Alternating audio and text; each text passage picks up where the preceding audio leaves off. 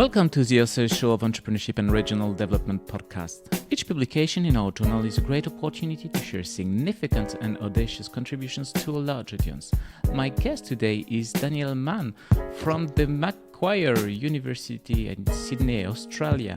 He recently published an article entitled Contextualizing the Knowledge Spillover Theory of Entrepreneurship, the Chilean Paradox. He co-authored this paper with Carlos Poblete from the Universidad del Desarrollo Santiago de Chile.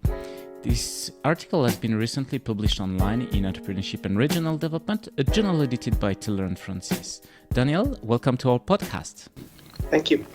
Can you tell us what is the origin of your paper? Why have you decided to address this particular topic? And what is the question you aim to answer? Sure. The motivation for this paper comes from the fact that usually the policies that are related to fostering entrepreneurship usually come from countries like the United States or Europe, and not all of them translate so easily to the rest of the world, like third world countries, emerging markets, and so on.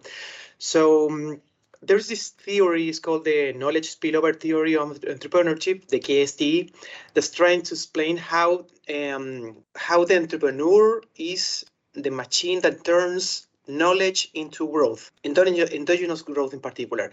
So when I read about this theory, I thought, hey, this doesn't work like that in my country because I'm from Chile. This idea that innovation is just going to accumulate in a region and entrepreneurs are going to select them and make a new business and then are going to create growth doesn't translate so good when you consider that entrepreneurs in third world countries are more related to, selling food on the street, or are more of a necessity focus instead of a great idea that they found on their own. So I choose to use the example of my country Chile, because it's it has this weird paradox in which it appears very good on the rankings. It appears to be having really good entrepreneurs, a lot of innovative activity, but nonetheless, there's no growth related to that. So with that in mind, I decided to use the country as a case study to see what happens when you try this knowledge theory in a country that should work, but for some reason it doesn't. What are the main contribution of your paper? Okay, the main contribution is that I'm testing the knowledge, the KSTE theory in a different setting from it was born. So in order to identify some boundary conditions, so we're trying to see when it works, when it doesn't, what are the things that are going to stop the mechanism to work. And with that in mind, I realized that first, the theory doesn't work in every single sector of the economy. It's only going to work in sector that depends on knowledge. In previous papers, one that was from Aldrich that he tested in Germany, another that I remember from the United States, the theory worked in almost all country, on all markets. But in my case, I only discovered that it works in highly dependent on knowledge sectors. So scientists, R&D,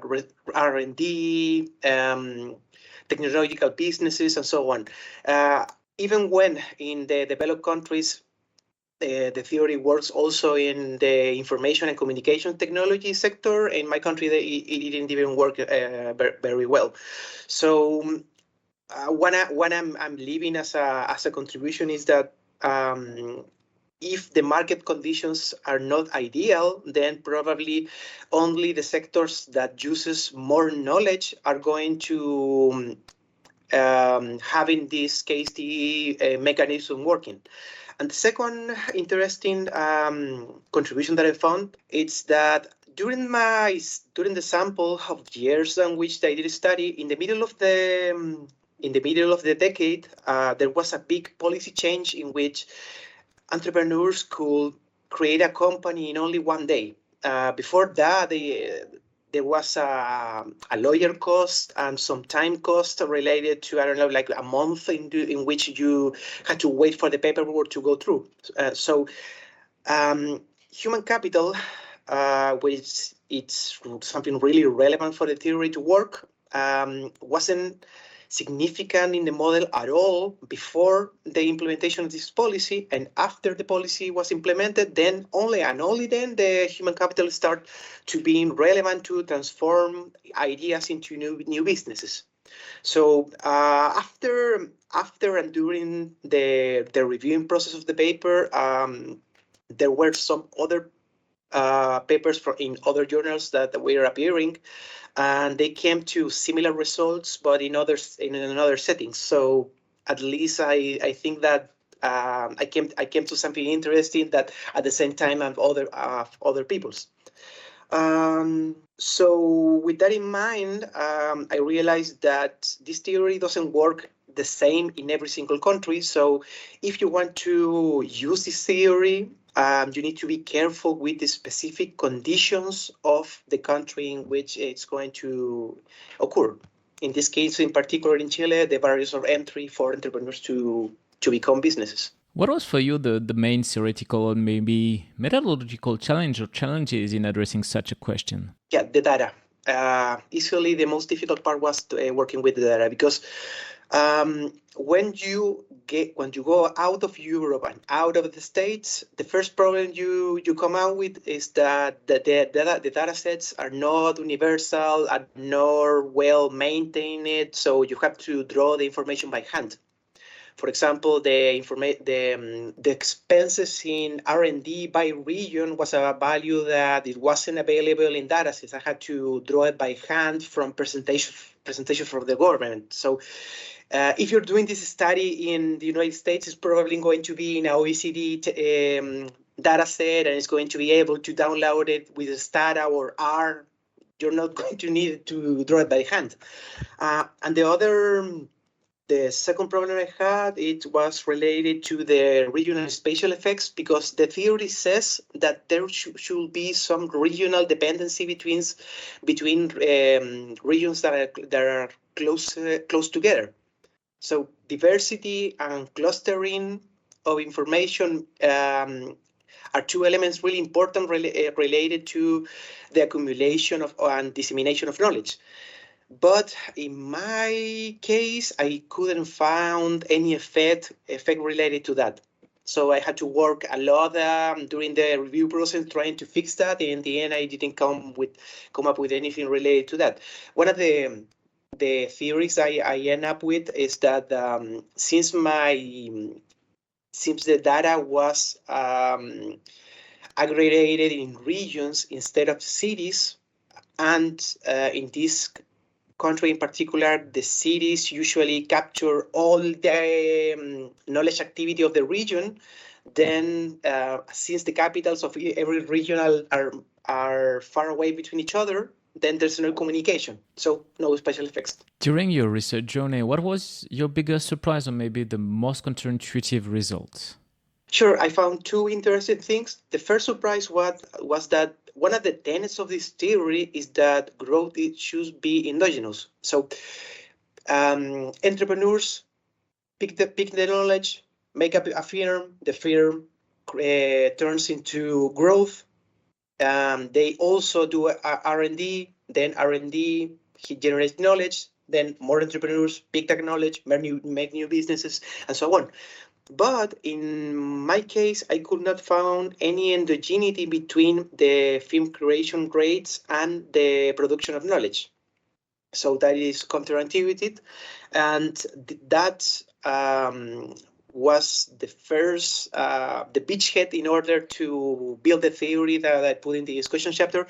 When I found a lot of other papers when they show examples in which the scientists and the firms and the entrepreneurs don't have any market incentives to do R&D. Since the market is not going to give them returns to their innovations, then there's no need to do innovations. It's easier to just import something from China or the United States.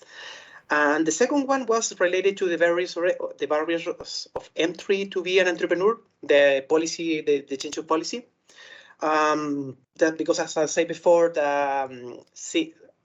since sending the paper to the journal and being accepted, I started to found 1, 2, 3 papers that were appearing in 2021 and 2022, giving the same importance to human capital as I was funding. So that gave me some confidence in that my papers was going in the right direction.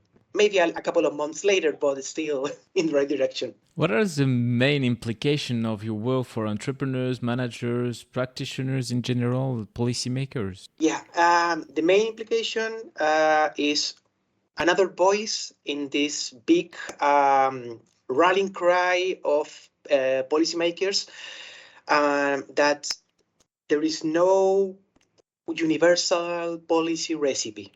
You cannot just go to Europe, pick a policy, bring it to your country and apply it as is. It's not going to work. And that can be extended not only to the KSTE, but to other theories as well, to development centers, industrial parks, regional R&D centers.